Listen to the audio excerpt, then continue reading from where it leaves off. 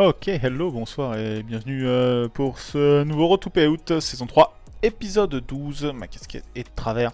Salut tout le monde, après le stream, comme d'hab, tout ce que je mets dans ces présentations n'est en aucun cas du conseil d'investissement et n'engage évidemment que moi.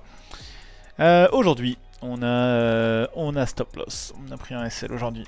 On a pris un SL, bon, on savait que ça risquait d'arriver. C'est le problème d'être plus agressif, j'avais doublé le sizing sur le financé, donc on perd 750 balles sur le financé.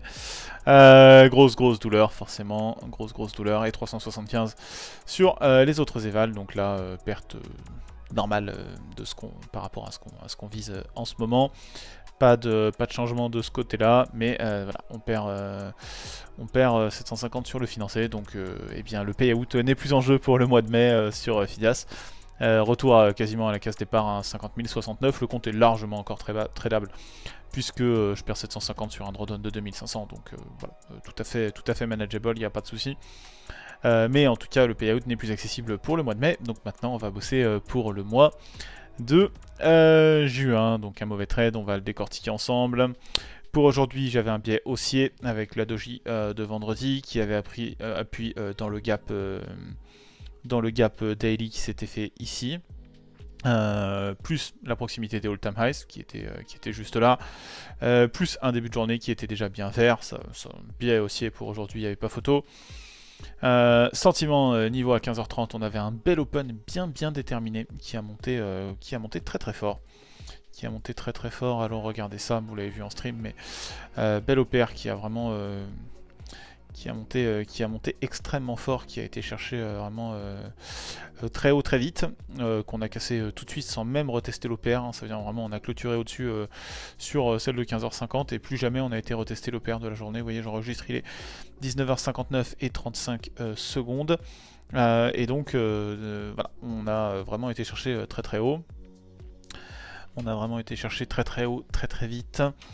On s'est donc rapidement éloigné du 8h30 midnight avec donc pour moi une recherche de setup short. Hein. Quand je suis au-dessus, je cherche un setup short qui va contre le biais, mais en l'occurrence c'est rien de nouveau, hein. C'est fréquemment que c'est le cas. Toujours difficile quand on est sur les all-time highs de chercher un short, mais c'est le jeu, ma pauvre Lucette, c'est la strat.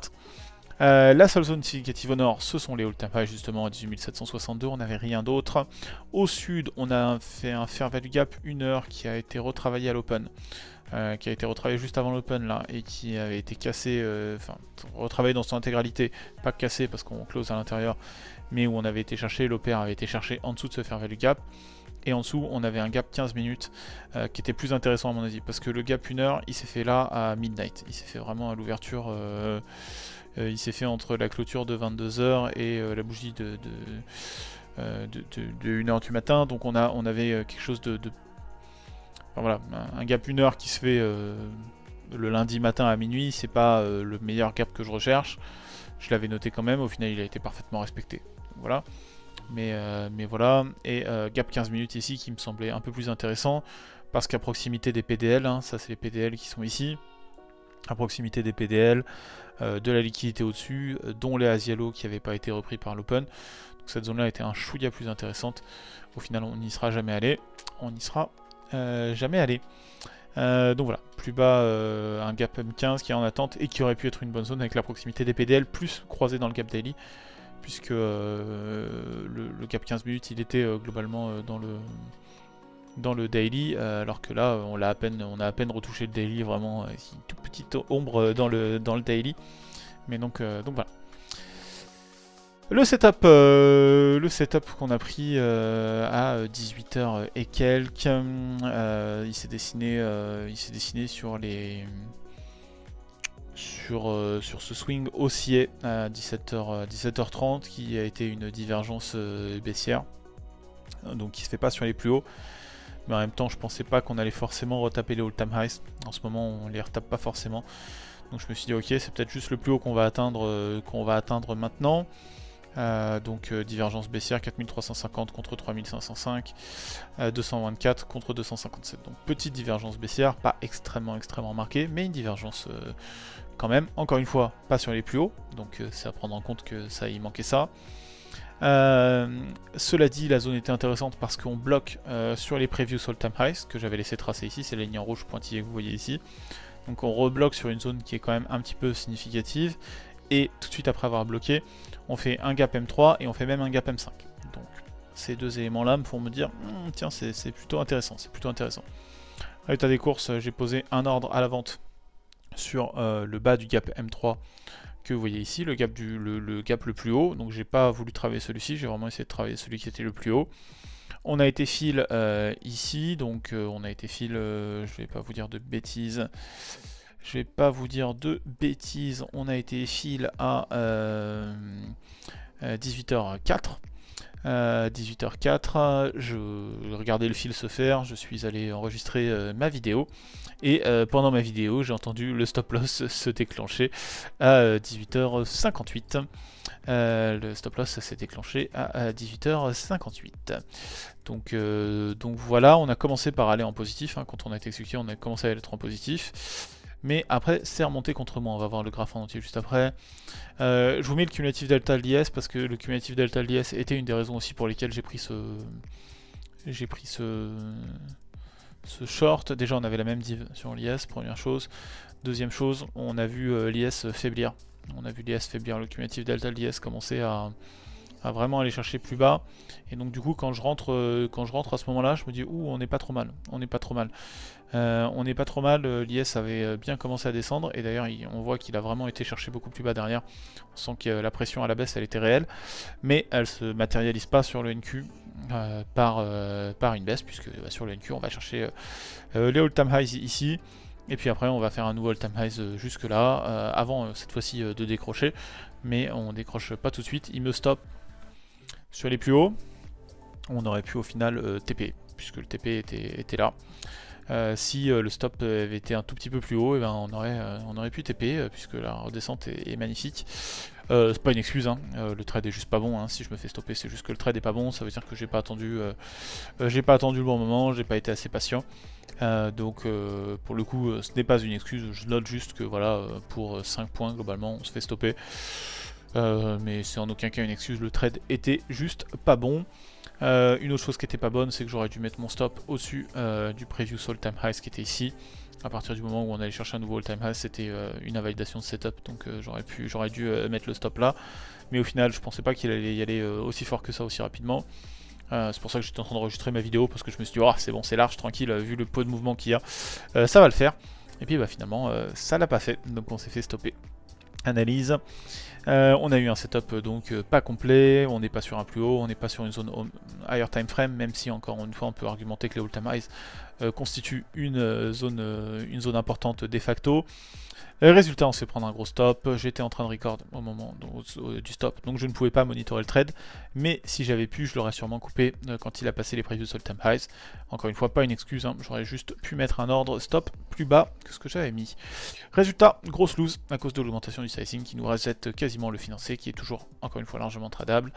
Et le payout n'est plus accessible ce mois-ci, donc let's go pour juin, on va remonter ça tranquillement, et ça va le faire. Et je vais quand même essayer d'aller au payout sur le trade day, on va essayer de remonter le trade day aussi un petit peu sur cette semaine, on va essayer de se trouver peut-être des entrées un peu quali sur le trade day, on va voir ce qu'il y a. Il n'y en a vraiment pas beaucoup des entrées quali. Hein, honnêtement, je suis pas dans une logique de me plaindre et tout, c'est pas l'objectif de ces road to payout, loin de là. Je trouve le marché toujours aussi difficile. On a des périodes de volume catastrophiques, où on descend littéralement dans les 2000 de volume sur le Nasdaq. Et puis d'un coup, il y a 10 000 de volume dans un sens qui rentre. Complètement illisible, complètement imprévisible. Aucun respect des fair value gap, aucun respect des divergences, aucun respect de rien. On atteint un plus haut, pas de divergence. Pas de signe de retournement, on fait même pas de doji, on fait pas d'ombre, on fait rien, et boum, ça repart dans l'autre sens. C'est vraiment pas facile. C'est vraiment pas facile. Et c'est en aucun cas une excuse. Hein. Il faut que j'arrive à m'adapter. Mais j'en parlais un peu avec Pivette juste avant, et je lui disais, enfin on se disait tous les deux, waouh, c'est dur quoi. C'est dur, franchement, c'est dur. C'est dur. En fait, quand on TP, on a l'impression d'avoir eu un coup de chat. Et et quand on se fait stop, on est dans l'incompréhension en mode mais putain le trade il aurait largement dû passer, il était clean quoi. Et donc, alors lui on peut argumenter qu'il n'était pas tout à fait clean, hein, je suis d'accord. Mais du coup un petit peu compliqué. Et encore une fois, pas une excuse, hein. C'est 100% ma responsabilité, il faut que j'adapte mon trading, il faut que je trouve des solutions, il faut peut-être que j'intègre des nouveaux éléments dans la strat. Typiquement les inverted fair value gap semblent être quelque chose que je pourrais potentiellement intégrer, parce que plusieurs fois on a des fonctionnements assez clean sur les inverted fair value gap. Peut-être qu'en ce moment c'est l'indicateur, enfin c'est le type de setup qu'il faudrait peut-être que j'essaye de trader un peu plus, que j'attende peut-être un peu plus des IFVG avant de me positionner. Mais en tout cas, ça mérite réflexion. L'avantage, c'est qu'on a le temps maintenant. On a, je vais pas vous dire de bêtises, mais on doit avoir 25 jours, je pense. Peut-être, ouais, 25 jours de trading. Il me semble, si je dis pas de bêtises. Alors, 4 jours cette semaine, 5. Non, 4, 4, 8, parce que lundi prochain, c'est férié aux États-Unis. 8, 18, 23. Ouais, on a 24 jours. On a 24 jours pour arriver au prochain payout. Ce qui fait, là, en l'occurrence, on va dire, allez, on va arrondir à 3K à peu près. J'aimerais bien aller chercher 3K, divisé par 24 jours. Ça fait une petite target de 125 par jour. Donc tout à fait accessible, même en comptant qu'il y aura peut-être une journée ou deux de lose, en continuant à viser 150-200 comme ce qu'on visait là. Globalement, on a bien moyen d'arriver au payout le mois prochain. Je dis ça tous les mois et on n'y arrive pas, mais tous les espoirs sont permis. Voilà, team, pour ce road to payout. Avec une lose aujourd'hui qui met fin à notre belle série du mois de mai, qui pour l'instant, le mois de mai se passait vraiment très très bien. Il aura fallu attendre le 20 mai pour avoir une première grosse lose. Ce sont des choses qui arrivent, on reviendra plus fort demain. Par ailleurs, la vidéo avec DarwinX est sortie à 20 h, donc si vous avez le temps d'aller jeter un coup d'œil ou au moins de poser un petit like dessus, ce serait extrêmement fortement apprécié. Un grand merci par avance. Pensez à vous abonner, pensez à liker. Et puis bah let's go to a payout. Let's go to a payout le mois prochain. Un grand merci la team, passez une très très bonne soirée. À demain, et ouais, à demain pour le stream, 15h30 et 18 h pour les deux prochains streams. Ciao ciao tout le monde, bye bye, bisous bisous.